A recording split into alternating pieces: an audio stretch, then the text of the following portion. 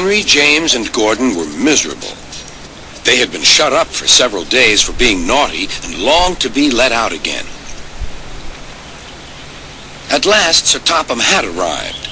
"I hope you are sorry," he said, "and that you understand that every job on the railway is important. We have a new tank engine called Percy, who helps pull coaches, and Thomas and Edward have worked the main line nicely. But I will let you out now if you promise to work hard." "Yes, sir," said the three engines, "we will." "That's good. But please remember that this no shunting nonsense must stop." Sir Topham Hatt then told Percy, Edward, and Thomas that they could go and play on the branch line for a few days. And they ran off happily to find Annie and Clarabelle at the junction.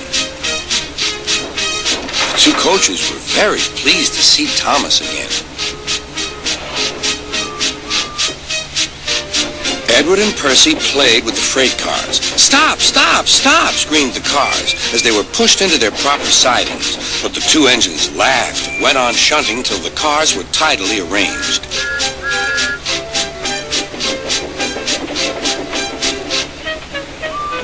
Next, Edward took some empty cars to the quarry. Percy was left alone. He didn't mind that a bit. He liked watching trains and being cheeky to the other engines.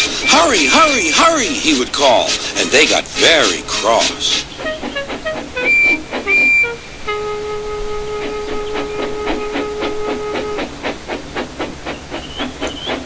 After a great deal of shunting, Percy was waiting for the signalman to set the switch so he could get back to the yard. Percy was being rather careless and not paying attention. Edward had warned Percy, "Be careful on the main line, whistle to the signalman that you are there." But Percy didn't remember to whistle, and so the busy signalman forgot him. Percy waited and waited.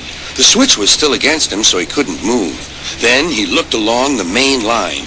"Beep, beep!" he whistled in horror, for rushing straight toward him was Gordon with the express.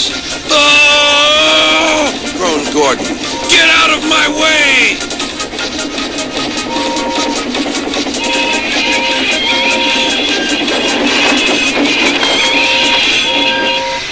Percy opened his eyes.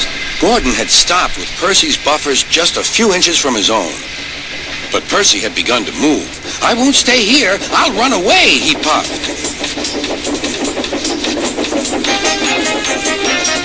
He went straight through Edward's station and was so frightened that he ran right up Gordon's hill without stopping.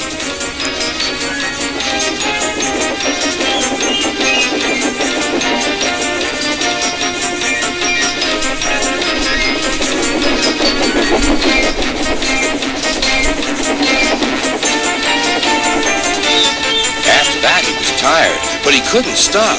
He had no driver to shut off steam and apply the brakes. "I want to stop! I want to stop!" he puffed. The man in the signal box saw Percy was in trouble, so he kindly set the switch. Percy puffed wearily onto a nice empty siding, ending in a big bank of earth. He was too tired now to care where he went. "I want to stop! I want to stop!" "I have stopped," he puffed thankfully. "Never mind, Percy," said the workmen as they dug him out. "You shall have a drink and some coal, and then you'll feel better." Presently, Gordon arrived. "Well done, Percy. You started so quickly that you stopped a nasty accident." "I'm sorry I was cheeky," said Percy.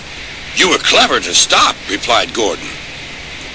Then Gordon helped pull Percy out from the bank.